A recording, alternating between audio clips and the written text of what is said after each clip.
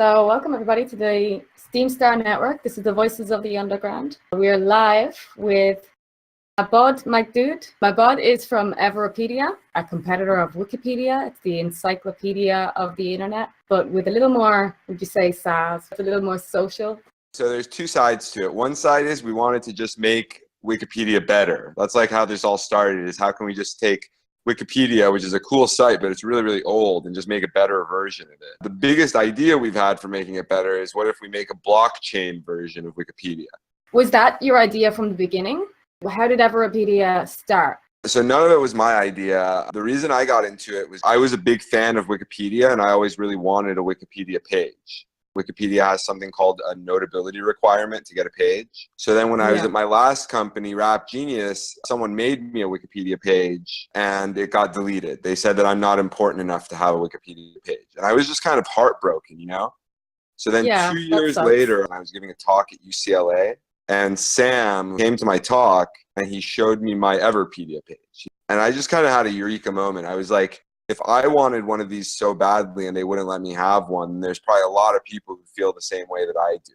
So that's kind of like what got me into it, is they'd finally given me my dream of me having my own Wikipedia page. But there's a lot of things. Like another one right off the bat that we figured out that we could improve is celebrities are not allowed to use Wikipedia. Like Snoop Dogg is not allowed to edit his own Wikipedia page.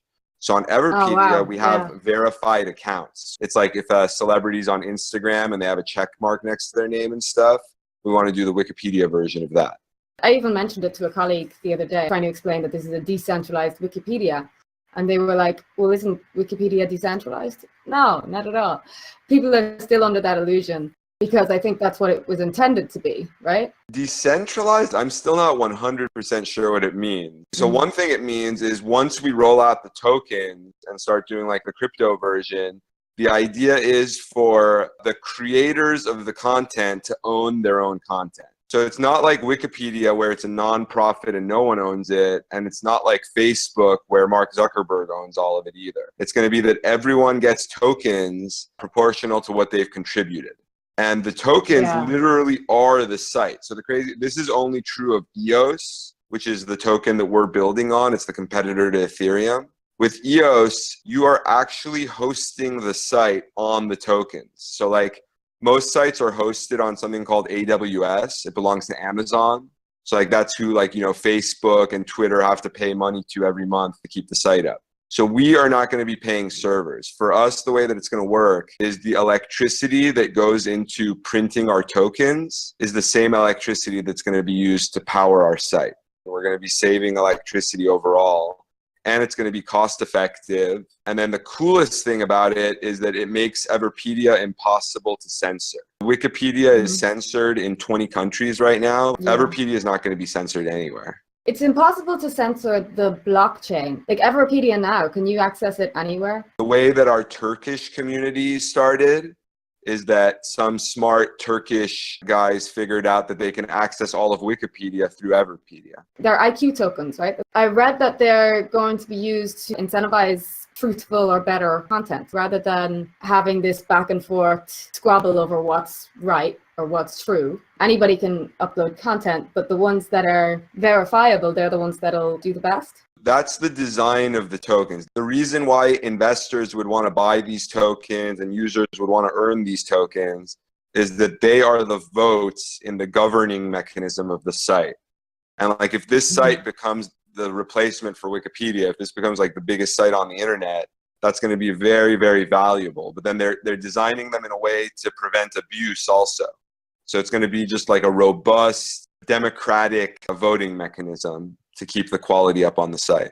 How much experience have you with Steam? I should get on there. Steam is in some ways the inspiration for what we're doing. Steam is like the blockchain version of Reddit. And it doesn't do these governance mechanisms and this complicated stuff that we're trying to build. But the cool thing is we're actually working with the founder of Steemit, the guy who started EOS. We're trying to perfect the Steemit model. The coolest thing about Steemit is it's the biggest functioning community that's already built on the blockchain. I think everyone in this room knows Dan Larimer's name. Pretty much everyone here is a big fan of Larimer. He's definitely a big, big inspiration. And the cool thing is how closely he's working with our team. Everipedia is kind of going to be the test case for how EOS wants to roll out company. So we're helping them to build the software behind how we're doing our financing. We're doing our financing in a unique, never before done, we think potentially much more efficient way. We're also figuring out the software for how a big community website is going to operate on the blockchain.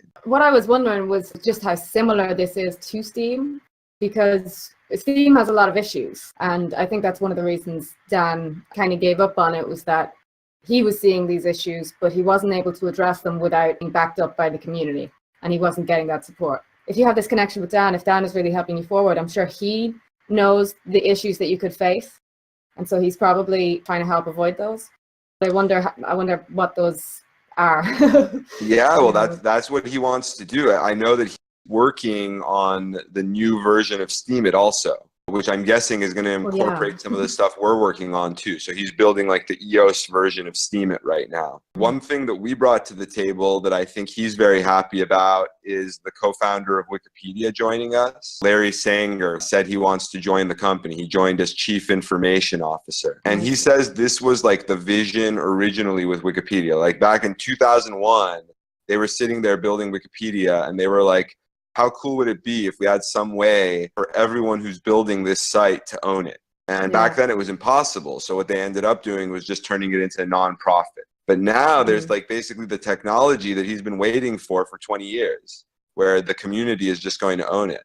I think it was when Wikipedia became very popular, all of a sudden they sort of closed off any entries. You can put in an edit, but it won't stay because there's people who have to decide whether it sticks on the website or not. Isn't that right? And well, a lot of people don't know this. A lot of people just think like they can go on Wikipedia and make a page about anything, edit anything, and it'll be fine. But then, first of all, it's just really hard to figure out how to do it. It feels kind of like you're coding. The language that you have to do it in is called wiki markup, which is kind of weird. And then you get in, and the community is not very welcome. It's pretty much all white men who are mostly developers. A lot of complaints that they're not welcoming to women, that they're not welcoming to people of color. And you see it in the content that's covered as well. Like one category of pages that goes viral for us all the time is rappers, especially female rappers. Turns out that the celebrities who have the hardest time getting Wikipedia pages are rappers. And why? It's because they're people of color, and then a lot of the rappers that are trending on our site are women. They're not important enough. Exactly, right? Yeah, I guess it's harder to be notable if you're female or you're like darker skinned or something. So there's really this small community of people who are deciding what's true and what's important. The weirdest part is they're not getting paid. Actually, the way that they get compensated is by getting to bully other people. Oh, okay. It's kind of like if you try to edit Wikipedia, you'll see everyone's basically telling you like, we don't need you, go away. It sounds very centralized, like even though the whole idea was, to make it free for people to put up their own knowledge. Part of it I kind of understand, but at the same time, I question it because I think it's such a gray area. I wonder what you think about fake news. That's such a big deal to us that Everipedia has a whole branch called Everipedia News. Another one of our perceived problems with Wikipedia that we wanted to tackle right off the bat is that Wikipedia rarely covers breaking news. They only cover very, very big breaking news topics. And the reason why we thought this is really bad is because right now people don't get their news from media. They get their news from Reddit and Twitter. And Reddit and Twitter are just these pools filled with fake stuff, with real stuff. We thought, what if there was a wiki community that's working on curating what's in Twitter and Reddit? So we call that community Everipedia News. Because I find that whole thing so funny, censoring fake news. A lot of this is just them deciding what they, because nearly anything can be determined as fake news if it's misinformation or it's exaggerations. I think it's invasive of freedom of speech or freedom of information. Wikipedia basically wants to wait until the dust clears. The only sources you can use on Wikipedia are like reputable sources. So anything that resembles a print source, like the ideal source for Wikipedia is a New York Times article. For us, our only rule with sources is it has to be something that's on the internet, which in some ways, I mean, it's way more over-inclusive than Wikipedia. But then the weird thing is with Wikipedia, because it's print-based, like something will be straight up on the internet, but you can't source it. You can't footnote it on Wikipedia.